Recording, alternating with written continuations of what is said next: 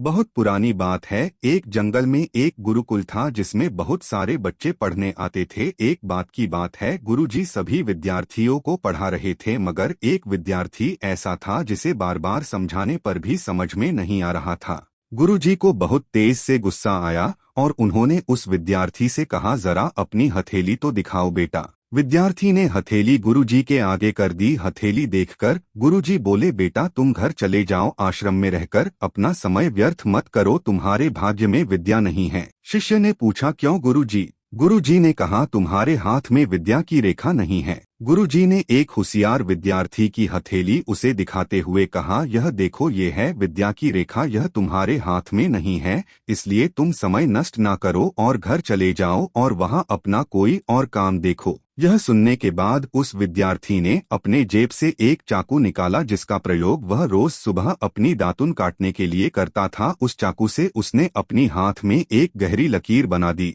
हाथ में खून बहने लगा। तब वह गुरुजी से बोला, मैंने अपने हाथ में विद्या की रेखा बना ली है गुरुजी। यह देखकर गुरुजी द्रवित हो गए और उन्होंने उस विद्यार्थी को गले से लगा लिया। गुरुजी बोले, बेटा तुम्हें विद्या सीखने से कोई ताकत नहीं रोक सकती है। दृढ़ निश्चय और परिश्रम हाथ की रेखाओं को ही बदल देती है। दोस्तों, वह विद्यार्थी आगे चलकर महर्षि पाणिनि के नाम से प्रसिद्ध हुए, जिसने विश्व प्रसिद्ध व्याकरण अष्टाध्यायी की रचना की है। इतनी सदियां बीत जाने के बाद भी आज 2700 वर्षों बाद भी विश्व की किसी भी भाषा में ऐसा उत्कृष्ट और पूर्ण व्याख्या का ग्रंथ अब तक नहीं बना। तो दोस्तों, इस कहानी की शिक्षा ये है कि लोग चाहे जो भी बोले, हम हर एक को गलत साबित करते हुए अपनी लगन और कठिन परिश्रम के दम पर जो चाहे वो सब कुछ हासिल कर सकते हैं।